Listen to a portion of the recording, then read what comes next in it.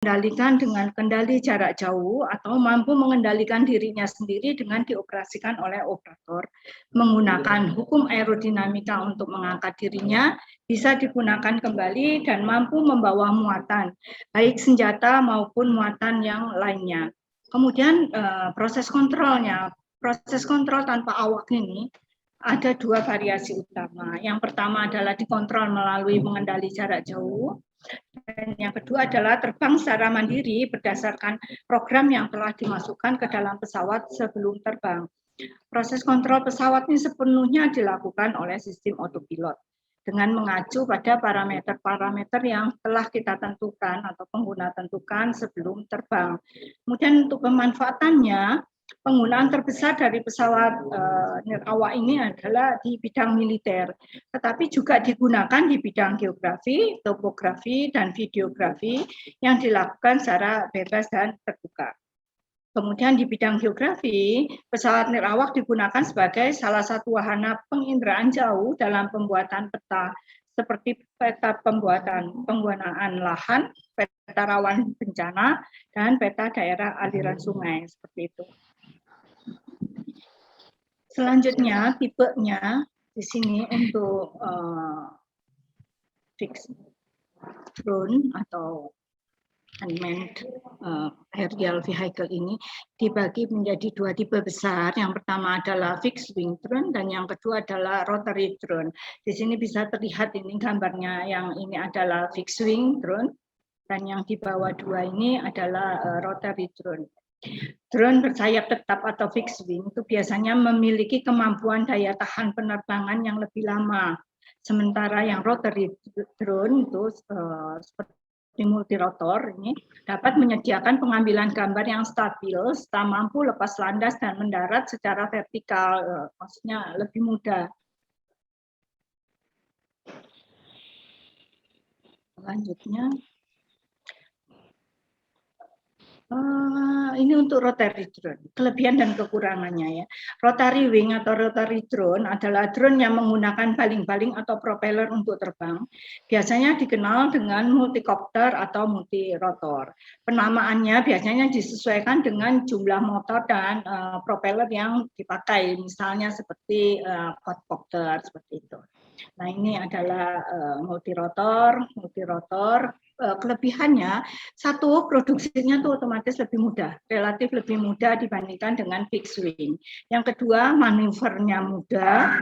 Yang ketiga, biayanya juga lebih ekonomis. Yang keempat, portabilitasnya tinggi karena biasanya rangka ini bisa ditekuk seperti itu. Kemudian kapasitas muatannya lebih besar dibandingkan dengan fixed wing dengan luas area yang sama. Kemudian kekurangannya, yang pertama adalah kecepatannya terbatas, ketahanannya juga terbatas. Yang ketiga, stabilitasnya rendah, terutama pada kondisi angin yang cukup kencang. Dan yang keempat adalah jangkauan areanya relatif lebih kecil atau lebih sempit. Sedangkan untuk fixed wing itu biasanya dia cocok untuk kegiatan pemetaan udara, terutama di perkebunan yang besar itu, kelapa sawit dan hutan industri. Sangat cocok juga digunakan dalam hal pemetaan area yang luas, karena drone fixed wing ini dapat menjangkau hingga 1.000 hektar pada setiap penerbangan, tergantung dari jenis fixed wingnya seperti apa. Kemudian di sini karena kita tahu kalau fixed wing itu sayap tetap ini, maka fokus utama untuk pengembangan dari suatu drone yang fixed wing atau pesawat tetap itu adalah di sayap. Dalam hal ini adalah airfoil, yaitu penampang melintang dari sayap ini. Adapun kelebihan dari fixed wing, yang pertama adalah stabilitasnya baik, yang kedua jangkauannya luas, yang ketiga durasi terbangnya lebih lama, dan yang keempat penerbangannya linier sehingga baik untuk penerbangan jarak jauh. Kemudian jangkauan areanya juga lebih luas. Nah, adapun kekurangannya, yang pertama adalah kemampuan untuk hovering atau mengambang itu kurang dibandingkan dengan yang rotary wing. Kemudian produksinya otomatis lebih kompleks, dan yang ketiga biayanya juga lebih mahal. Dan yang keempat ini yang utama adalah dia butuh landasan pacu untuk take off maupun landing. Sehingga atas dasar itulah kita di sini mengembangkan suatu drone fixed wing yang tanpa landasan pacu. Metodologinya adalah yang pertama itu dimulai dari perhitungan aerodinamika, karena kita harus mampu untuk terbang. Nah, itu adalah yang pertama adalah proses perhitungan aerodinamika. Selanjutnya akan ada perhitungan mengenai kekuatan struktur, kekuatan material, pemilihan material dan kekuatan material, kemudian proses manufakturnya, selanjutnya akan ada assembly, setelah itu ada weight and balance, selanjutnya untuk perhitungan thrust, ditambah juga dengan sistem kendali, sistem navigasi, dan yang terakhir adalah pengujian terbang atau flight test. Pengujian terbang ini ada dua, yang pertama adalah pengujian untuk kemampuan drone tersebut dalam take off, landing, jelajah, manuver, semuanya itu. Dan yang kedua adalah pengujian dari hasil pengambilan citra udara yang diperoleh. Soalnya akan percuma kalau dia bisa terbang, tapi kemudian hasil yang didapat adalah semuanya tidak bisa terlihat atau namanya blur seperti itu ya. Jadi ada dua di flight test.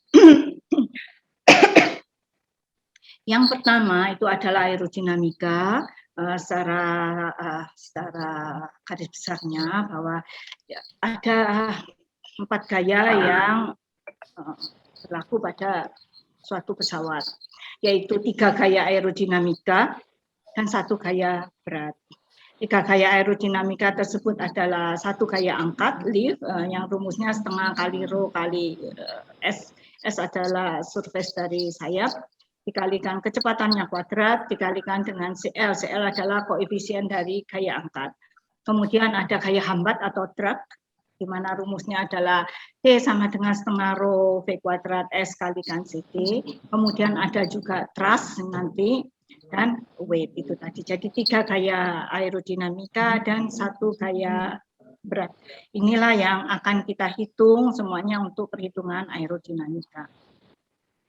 Nah, untuk saat ini sudah tidak lagi digunakan perhitungan secara teoritis analitik, melainkan kita menggunakan perhitungan secara numerik, yaitu melalui metode CFD, Computational Fluid Dynamics, di mana di sini yang kita gunakan adalah basis fluent. Apa yang mau dicari di sini adalah tipe airfoil apa yang cocok untuk drone tersebut. Nah, tipe airfoil ini kita ambil, kita coba kemudian dengan berbagai variasi sudut serang, karena kita tahu bahwa suatu pesawat itu sangat dipengaruhi gaya-gaya angkat, gaya-gaya aerodinamis suatu pesawat termasuk gaya angkat itu sangat dipengaruhi oleh sudut serangnya, yaitu angle of attack atau biasanya kita singkat sebagai AOA. Apa itu angle of attack? Angle of attack adalah kalau ini adalah ujung luar, ujung depan dari sayap yang kita kenal namanya leading edge. Di sini adalah ujung belakang dari sayap yang kita kenal namanya trailing edge. Nah, ini potongan melintang sayap ini yang kita kenal namanya sebagai airfoil. Maka garis yang menghubungkan antara leading edge dan trailing edge itu kita kenal sebagai garis chord. Dan sudut yang dibentuk antara garis chord tersebut dengan vektor angin yang datang, itulah yang kita kenal namanya sebagai sudut serang. Sudut serang ini ada parameter yang menariknya bahwa dengan kenaikan sudut serang maka akan ada juga kenaikan gaya angkat. Tetapi itu tidak continue demikian, melainkan ada suatu titik di mana yang namanya sudut serang kritis itu mendapatkan CL yang maksimum. Setelah CL maksimum, fenomena yang terjadi adalah pesawat tersebut akan stall. Begitu stall ya berarti finish itu selesai. Sehingga dari sini kita mencoba untuk menghitung dari mulai sudut serang negatif, jadi dalam kondisi pitch down. Bapak Aksan. Sudut serang negatif. Kenapa? Salam. Oh. dari sudut serang -8 naik hingga sudut serang 14 derajat. Di sini fenomena yang akan saya sampaikan adalah bahwa ini adalah distribusi kecepatan. Artinya kontur ini adalah menyatakan kecepatan yang terjadi di bagian atas dari airfoil dan di bagian bawah dari airfoil. Di sini kita akan melihat bahwa warna biru ini itu lebih rendah dibandingkan dengan warna kuning. Lebih rendah lagi dibandingkan dengan warna merah, sehingga warna yang biru tua ini paling rendah dan warna merah ini adalah yang paling tinggi. Di biru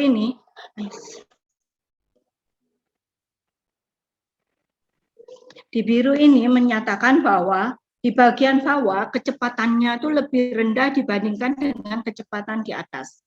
Nah, Bernoulli menyatakan bahwa jika kecepatannya rendah, maka tekanannya itu otomatis akan lebih tinggi. Artinya, tekanan di bagian bawah dari surface bawah dari airfoil itu akan lebih tinggi dibandingkan dengan surface di bagian atas, yang mana akhirnya akan timbul suatu tekanan dari bawah ke atas yang menimbulkan gaya angkat. Nah, itulah. Di sini terlihat bahwa dari -8 sampai 0 di sini semuanya akan naik. Jadi liftnya akan naik. Tetapi fenomena yang terjadi di sini, ini lihat ya bahwa makin jadi ke ujung, jadi makin ada di ujung, itu akan terjadi stall. Jadi setelah ada di sudut serang 14 derajat, disitulah ada CL yang maksimum, sehingga akhirnya kita nggak pakai lagi di sudut yang lain karena akan terjadi stall. Demikian. Ini adalah hasil dari perhitungan dengan metode computational fluid dynamics. Selanjutnya, ini adalah hasilnya. Di sini akan terlihat kurvanya CL, CD, dan CM atau koefisien momen. Dan terlihat bahwa pada sudut 14 derajat sudut serang, itu CL-nya akan maksimum dan setelah itu akan stop. Berikutnya, aerodinamika atau airfoil tidak hanya kita gunakan di sayap, melainkan juga di ekor. Sehingga di sini kita ambil airfoil apa yang cocok untuk ekor. Nah, kita ambil adalah airfoil jenis SD. Nah, dari perhitungan ada untuk AOA 6, 8, dan 10, di sini terlihat bahwa semua garis arusnya atau streamline-nya itu adalah garis-garis yang laminer. Artinya pilihan kita untuk airfoil jenis ekor ini sudah cukup dapat dinyatakan sebagai benar seperti itu. Selanjutnya adalah aerodinamika hubungan antara di mana titik tempat untuk sayap dan untuk ekor. Di sini yang akan saya sampaikan adalah terlihat dari garis arus ini sudah terjadi ulakan ya di sini ya.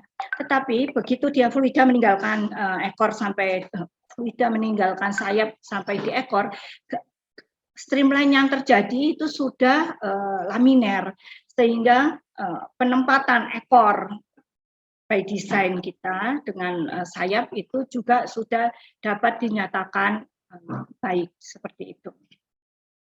Selanjutnya adalah kekuatan material dan struktur. Di sini dua konsep utama yang dipakai adalah tegangan dan regangan, sehingga hubungan antara tow dan regangan. Dan teori yang kita gunakan adalah teori distorsi energi atau von Mises teori yang menyatakan bahwa kegagalan akan terjadi apabila energi distorsi per unit volume pada material itu sama atau lebih besar dari energi distorsi per unit volume material pada keadaan yield, sehingga tegangan von Mises-nya dinyatakan seperti ini, dan kondisinya akan failure jika tegangan von Mises tersebut lebih besar atau sama dengan dari tegangan yield-nya. Dan kita akan mencari juga safety faktornya berapa, kemudian dikenal juga namanya MOS atau margin of safety factor, margin of safety. Selanjutnya di sini adalah untuk perhitungan yang kekuatan struktural.